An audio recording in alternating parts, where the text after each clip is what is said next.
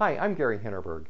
I've worked with countless organizations to help them identify their unique selling proposition that's resulted in sales increases of anywhere from 15% to 35% to even 60%.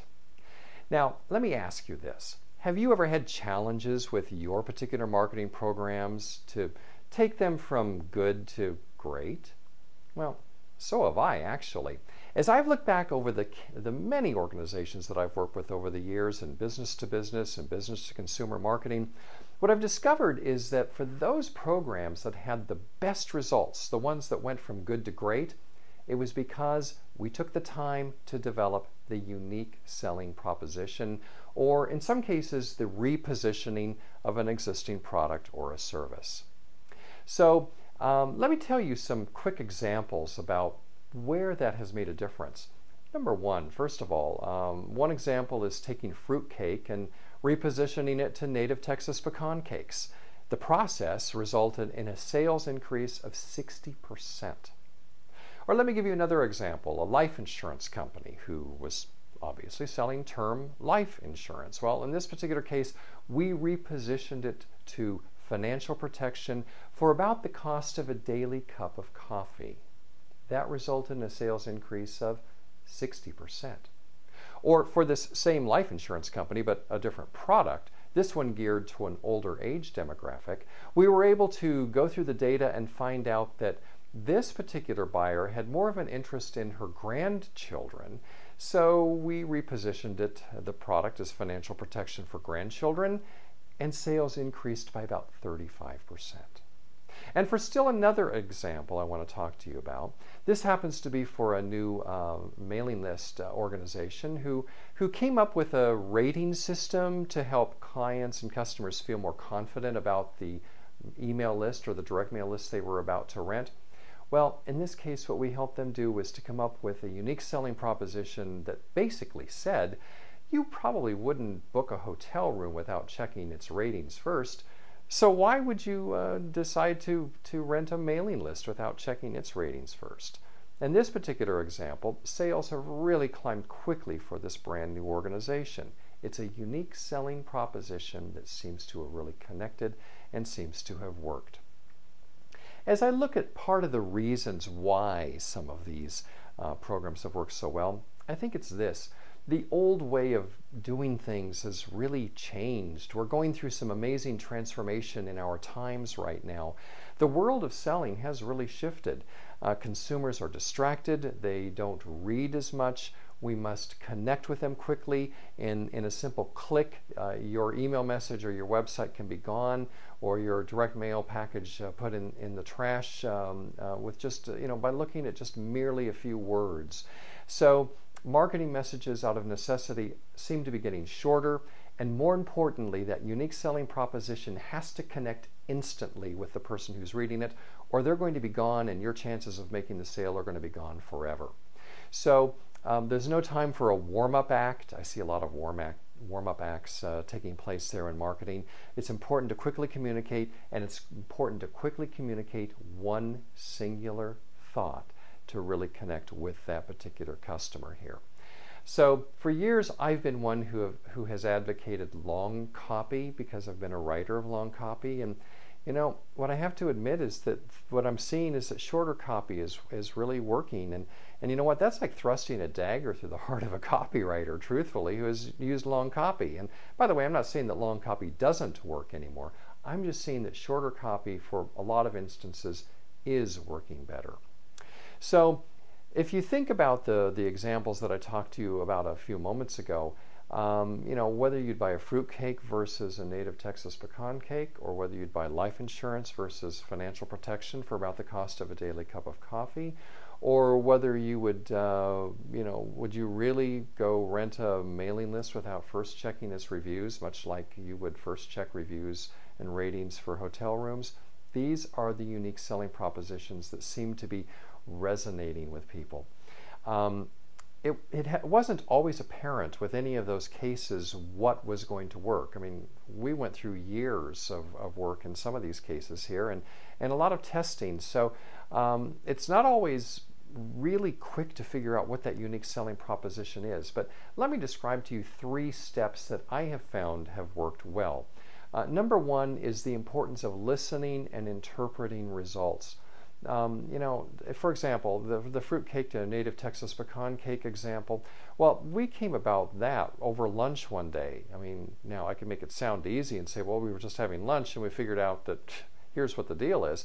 We had dessert served to us. We ordered a pecan pie, and my client mentioned to me that, well, those were commercially grown pecans, and what his product had was native pecans that were grown on native pecan trees. And so that resulted in research to figure out that native pecan trees are grown along only certain rivers and streams in Texas and in the South, and that it requires certain soil conditions and rain conditions and a few other things. Oh, and that they were planted as long ago as the Civil War. Those made for an interesting story. So I could tell you that we discovered it over lunch, but it took a lot of research going into it, focus groups and study and testing of a variety of other packages. So what we did is we listened, we synthesized, we took action, and this is how we came up with an abundance of stories that made this one so effective. The second step that is that you should comb through the data. So step 2, comb through the data. For the life insurance example, I combed through literally hundreds of pages of data where we had conducted statistical models that helped to identify demographic and psychographic or lifestyle traits of the people who were buying this product. And it was in going through that some things started jumping out at me, one of which was that the average age of the buyer tended to be someone who was in their late 50s for this particular product, and that this person had a high degree of interest in their grandchildren. So when we repositioned that particular product to financial protection for your grandchildren, sales increased. The third step that I think is essential to take as you look at a unique selling proposition or repositioning development is that whole need to reflect and to keep it simple. For the email list company that I talked about, it was casual conversation over breakfast one morning during a planning meeting when we were talking about the copy that I had written, and I talk about dozens of versions of this copy. It was just really a difficult one to get to, and it was just, as we were talking, it just occurred to me that, well, when you have ratings here, it's sort of like, would you ever go rent a hotel room, book a hotel room without first reviewing its ratings? So why would you say the same with a mailing list? And you know what? It was over scrambled eggs that these words came about.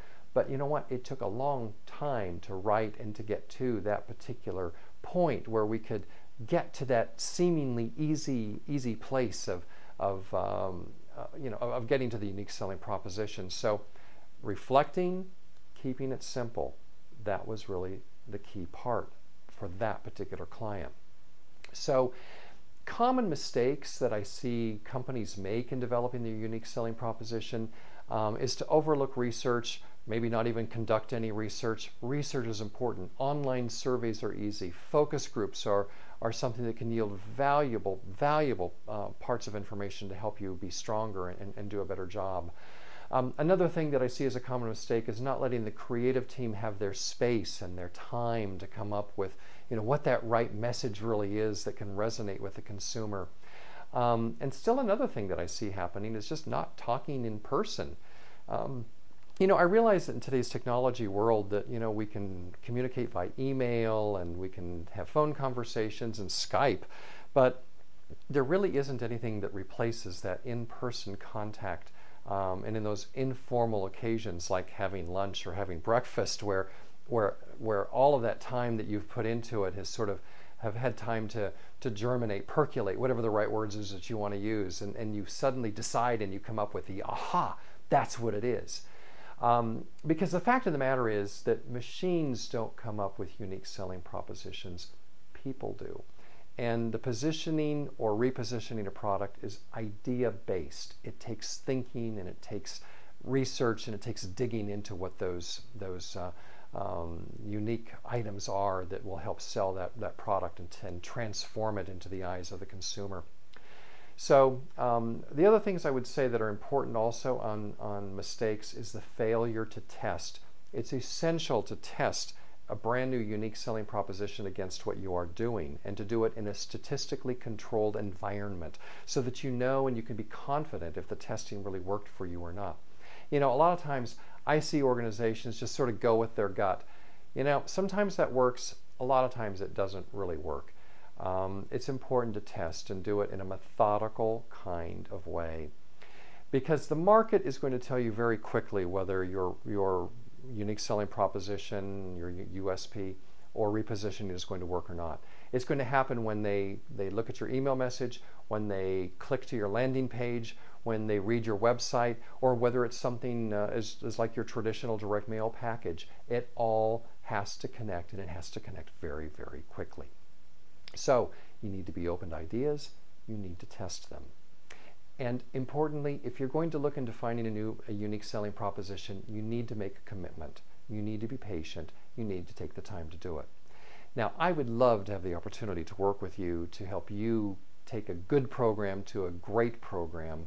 And to do that is a matter of starting a conversation.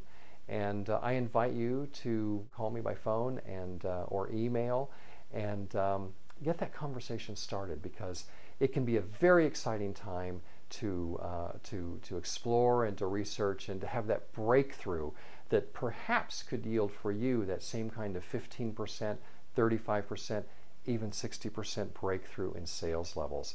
And wouldn't you like to have that for your business? Call me.